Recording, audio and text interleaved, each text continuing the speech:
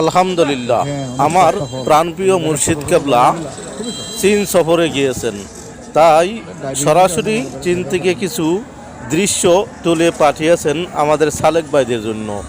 আমি আপনাদের জন্য পাবলিশ করলাম। আল্লাহ যেন আমাকে ক্ষমা করে দেয়। দেখুন, চায়নার তাজা ফলগুলো দেখতে কত সুন্দর। ভালো লাগলে সাবস্ক্রাইব করুন। তরিকা মাদিনা জামাতে আসার দাওয়াত রইল।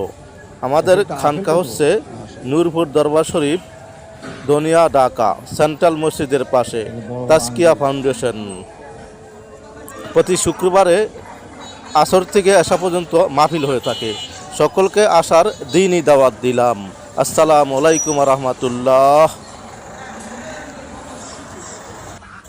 আলহামদুলিল্লাহ, আমার প্রাণপ্রিয় মুর্শিদ কেবলা রুসিলায় চায়নার সাংঘাই প্রাগের অথবা সাংঘাই একটি পর্যটন কেন্দ্রের দৃশ্য দেখলাম।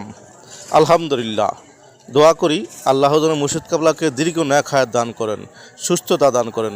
উনি চিকিৎসার জন্য চীন সফরে যাইয়া আমাদের জন্য ভালো ভালো দৃশ্য তুলে পাঠিয়েছেন, তাই আমি অদম আপনাদের জন্য পাবলিশ করেছি। আপনাদের কাছে দোয়া চাই, যদি ভালো মনে হয় আমাদের জন্য দোয়া করবেন। তরিকা মাদিনা জামাতে আসার দাওয়াত রইল সকলকে।